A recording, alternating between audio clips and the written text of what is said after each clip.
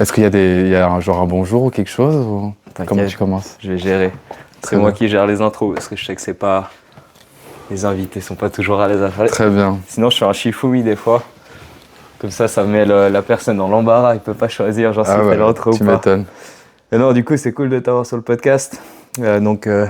Ricardo pour le présenter et qui est un collègue qui bosse ici, qui s'occupe alors rien à voir avec le vin, disons en tant que production, mais plus c'est lui qui nous donne un coup de main pour le vendre et pour le mettre en valeur, pour le décorer et puis de faire toutes ces belles choses. Donc responsable événementiel au Domaine La Capitaine, c'est cool de t'avoir. Peut-être présente-toi un peu comment tu as atterri là, puisque tu fais un peu en ce moment. Écoute, comme tu l'as dit, je m'appelle Ricardo, j'ai 30 ans, ça fait maintenant tout juste un an que je vous ai rejoint dans cette aventure à La Capitaine.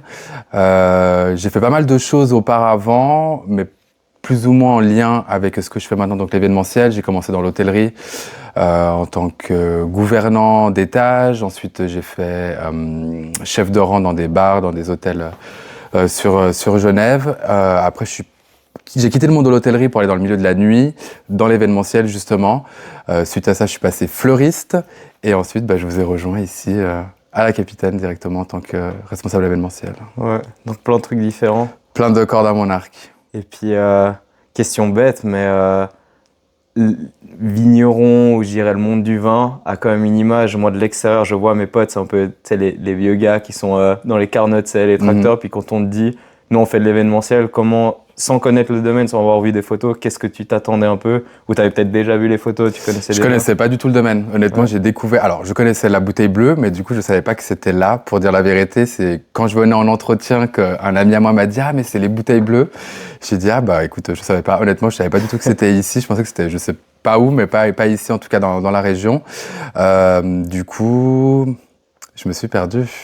Mais en fait, à quoi tu t'attendais genre avant de venir? Parce que c'est une cave. Ouais, alors je m'attendais pas du tout à ça, rien que déjà le lieu, la grandeur du lieu aussi et les prestations proposées et les services qui sont proposés, je m'attendais pas du tout à ça. Je m'attendais à de l'événementiel, pas à cette échelle-là. Honnêtement, je m'attendais à de l'événementiel un petit peu, on va dire, de temps en temps, les week-ends, ce genre de choses, mais pas avec cette ampleur qu'il y a actuellement au niveau de l'événementiel ici. Ouais. Raconte-nous, par exemple, là, tu sors d'un événement. Exact. J'ai de la chance de t'avoir. Il n'est pas encore allé se coucher. Parce que je pense qu'on ne se rend pas compte, et les gens ne se rendent pas compte. L'événementiel, tu dois être très flexible, parce que tu as des clients, des fois, qui te demandent des trucs un peu dernière minute. Encore aujourd'hui, tu as eu un coup de pluie en plein milieu, donc on a vite dû mettre sous la tente. Alors, on a de la chance, parce qu'on a les espaces pour. C'est ça. Mais ça te demande quand même, des fois, de courir et puis de faire plein de trucs au dernier moment. Raconte-moi un peu, genre, une journée typique d'un responsable événementiel au Domaine La Capitaine. Qu'est-ce que tu fais en arrivant le matin? Alors, il y a énormément de parties admin, si je puis dire, dans le sens il y a énormément de création de devis, énormément de prise de contact avec les clients, leur expliquer qu'est-ce que nous on peut faire par rapport à leurs demandes aussi, si c'est faisable chez nous ou non. Ça sert à rien qu'on accepte une demande si on n'a pas forcément la capacité ou les infrastructures ne permettent pas de réaliser exactement leurs demandes. Ici, je me suis rendu compte qu'on préfère faire de la qualité que de la quantité au niveau de l'événementiel. C'est un peu le but. Le but, c'est qu'ils repartent d'ici contents de leur événement et contents d'avoir choisi La Capitaine pour faire leur événement, que ce soit pour une entreprise, un team building, un séminaire ou alors un anniversaire ou un mariage, des événements qui sont un petit peu plus sentimentaux, j'ai hésité. Voilà. Sentimentaux. Le but, c'est qu'ils passent un bon événement. Donc, il y a beaucoup d'admin, il y a beaucoup de préparation, il y a beaucoup de rendez-vous avec les clients, beaucoup de présentations des lieux aussi, histoire de projeter les clients. On prévoit toujours un plan A où il fait grand beau, un plan B où malheureusement, on peut pas faire en extérieur, mais du coup, on a les infrastructures pour faire soit encore aujourd'hui sous la tente ou alors à l'intérieur. Donc, on essaie toujours de projeter le client et c'est vrai que c'est beaucoup de rendez-vous avec eux, beaucoup de préparation, que ce soit aussi beaucoup de coordination avec les traiteurs, avec les prestataires, qui est des fleuristes, des wedding planners, des DJ, pas mal de gens autour. Et nous, on est là en fait vraiment pour coordonner tout ça, l'événement, et surtout que l'événement se passe comme on l'a organisé avec les personnes qui le font tout simplement. Ouais. C'est quoi un des trucs que tu aimes le moins et un des trucs que tu préfères dans ton métier? Au niveau des événements? De manière générale, je sais pas, par exemple, moi, je te dirais en cave, ce que j'aime le moins, c'est nettoyer une cuve, par exemple. Et puis, ce que je préfère, c'est, alors c'est pas le cas, mais par exemple, la dégustation. Ce que j'aime le moins, c'est la partie rangement. parce que généralement c'est tard, c'est vers les 2h du matin. Ce qui revient au nettoyage des cuves pour nous. Voilà, exactement. C'est cette partie de rangement, c'est parce qu'on a été sur une adrénaline tout le long de l'événement, et puis une fois que les clients partent, cette adrénaline elle redescend. Ouais. Et c'est vrai que des fois, si on a enchaîné un peu les événements, on est un peu fatigué, et du coup, c'est vrai que c'est la partie un peu moins cool du job. Mais après, ce que je préfère le plus, c'est vraiment le contact avec la clientèle. Ouais. Et surtout la satisfaction que leur événement soit déroulé comme ils l'ont voulu, en fait, tout simplement. Ouais. T'as peut-être une anecdote à raconter sur un événement, un truc différent. Moi, alors toi, t'étais pas encore là, mais on a eu par exemple un cirque. C'est vrai, j'en ai entendu parler, ouais. Ouais, alors c'était aussi un cirque, c'est le cas de le dire. Il y a eu plein de trucs, mais est-ce que t'as une anecdote, un truc, je sais pas, une demande spéciale ou quelqu'un de connu ou une surprise d'un client? Est-ce que tu as quelque chose qui vient comme ça? Alors, j'ai pas forcément d'anecdote. Après, c'est vrai que des fois, on a des demandes un peu farfelues, ou du moins qui sortent de l'ordinaire, on va dire. Il faut un petit peu qu'on les recadre aussi, parce qu'ils pensent que tout est faisable, mais tout n'est pas faisable, que ce soit rien que par rapport à leur budget, ou alors par rapport aux infrastructures et le lieu, tout simplement. Après, en soi, on pourrait tout faire, mais c'est vrai que... Mais sans mentionner qui, t'as un truc à raconter? Non, on a eu des demandes pour arriver à cheval, par exemple, en calèche, ce genre de choses. C'est plus sur des mariages, à vrai dire. Après, j'ai pas vraiment eu de demande non plus. Ouais, comme ça, je vois pas. Ouais, parce qu'il y a t'auras le temps de voir, parce que là, il a fêté ses 1 an il y a pas longtemps. On a encore l'apéro là lundi qui vient. C'est ça. Pour fêter les 1 an. Donc ça, t'es plus vieux que moi dans la boîte, presque. Même si j'étais avant toi. Ouais, voilà, quand même. Disons que j'ai pas encore fêté les 1 an d'une traite. Mais ouais, non, ça viendra, tu verras. Il y a des gens qui viennent en hélicoptère des fois. On a un mec une fois qui a commandé un DJ qui est venu de Londres juste pour la soirée. Et je vais pas dire le prix, mais voilà. Ouais, j'imagine. C'est un bras, puis il est reparti le soir même.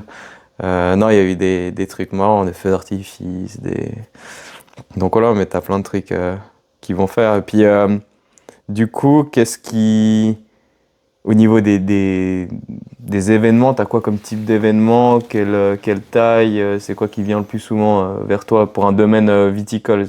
Les gens viennent pour quoi? Alors, tout dépend les périodes. On a des périodes où c'est beaucoup d'entreprises, des team building, séminaires. Mais quand on arrive dans la période estivale, on est très certainement que sur des mariages, surtout les week-ends. C'est vrai que le lieu s'y prête, il y a beaucoup d'espaces différents, et c'est ce que les clients aiment aussi, c'est qu'en fait ils ont un domaine, mais ils ont beaucoup d'espaces différents. Ils ont la partie dans le parc pour la cérémonie, la terrasse pour le vin d'honneur, la salle de réception pour le repas. Donc ça leur permet aussi de créer un peu de dynamique dans leur événement, et c'est ce qu'ils aiment, que de rester dans la même pièce, on va dire du début à la fin. Après, on a beaucoup d'anniversaires également, plutôt les vendredis, jeudi, vendredi. Mais c'est vrai que l'été, en tout cas, c'est principalement des mariages, du moins tous les week-ends. Il y a beaucoup de demandes. Généralement, c'est 1 an de réservation à l'avance pour les mariages, pour les samedis surtout. Donc, c'est des dates qui partent très vite. Mais après, ça dépend les périodes. Vers fin d'année, on sera plus sur des repas d'entreprise. Vu que c'est pas forcément la saison où les gens se marient le plus ou souhaitent se marier le plus. Mais c'est assez équilibré encore, je trouve, le type d'événement qu'on a. Ouais. Puis tu penses, c'est quoi la chose qu'on pourrait améliorer chez nous au niveau du domaine, au niveau des événements? Pousser les murs. Pousser les murs. Toujours trop petit. Pousser les murs. Non, il y a de la chance, c'est que c'est déjà quand même très grand, et on arrive à faire des événements jusqu'à 300-400 personnes en cocktail dînatoire, bien sûr, pas en repas assis. Quoique maintenant on peut faire des 300 en repas assis depuis cette année. Non, c'est juste effectivement notre contrainte, c'est au niveau des repas assis, mais c'est parce qu'on est limité à 90 voire 100 personnes en intérieur en repas assis, mais en soi, je pense que ça servira à rien non plus d'avoir plus grand, parce que comme c'est ce qu'on dit aux clients, des clients nous disent « Ah, mais vous êtes sûr que ça rentre pas 100 personnes ?» Alors on leur dit « Ça rentre, mais nous on est là pour faire de la qualité. » Rien qu'au niveau du service, déjà c'est pas adéquat pour les serveurs tout simplement, et même pour eux c'est pas du tout sympa d'avoir des chaises qui se touchent ou ce genre de choses. Mais en soi, je trouve que c'est même très bien d'avoir une salle de cette taille-là et partir sur des événements plus grands qu'en extérieur, vu qu'on a les extérieurs pour. Ouais, parce que pour nous, vous êtes un peu... il y a un peu deux phases. Soit vous êtes la carte de visite parce que les gens arrivent directement vers vous sans connaître le domaine, ou soit vous êtes les gens qui vont procurer l'émotion à travers le vin. Parce que nous, le vin, c'est cool de vendre des bouteilles, mais sans des gens, des personnes comme Ricardo, bah, le vin est un produit émotif et puis toi tu transmets ces émotions. Tu es super bon en déco, tu accueilles les gens comme personne, tu te présentes toujours bien, tu es toujours souriant. C'est gentil. Non, mais je dis pas ça parce que non, bien sûr. mais nous, c'est ça qu'on recherche à travers le vin. Moi, ça me sert à rien de faire un vin qui est super bon si en face, t'as un mec qui tire la gueule et puis tu vois. Donc, pour nous, c'est vraiment d'avoir quelqu'un qui complète toute l'expérience vin, de la couleur de la bouteille en passant par la qualité du vin. Le lieu peut être cool, mais d'avoir quelqu'un qui organise bien, qui est flexible, qui est toujours à temps. Encore aujourd'hui, t'appelais la cliente, ouais, qu'est-ce que vous voulez faire? Il y a la pluie, je vous mets là, vous avez l'autre option avec la salle. Donc ça, c'est vraiment l'émotion que tu vas et toute l'expérience. Et tu le dis, toi, c'est à la fin de l'événement. Ah, bien sûr. Tu vois la personne avec le sourire et toi, t'es là. Totalement. Bon, j'ai fait mon taf, je peux rentrer, je vais bien dormir et puis job is done, quoi. Donc non, c'est cool. Ah bah après, surtout que les événements, c'est aussi le but, c'est de faire découvrir vos vins. Beaucoup de gens viennent ici à travers un événement et alors avaient déjà entendu parler de la bouteille bleue, mais n'avaient jamais forcément goûté les vins. Et au final, pour eux, c'est une belle découverte. Et puis on voit encore, ça repart avec des bouteilles ou ça prend la carte de visite pour organiser un événement plus tard, un anniversaire ou autre. Donc c'est une belle découverte aussi à ce niveau-là. Ouais. Petite question, quel est ton vin préféré chez nous? Je fais une petite question chaque fois un peu Le piège. Johanniter. Je suis très fan de ce vin, je ne connaissais pas du tout, mais j'avoue que pour moi, c'est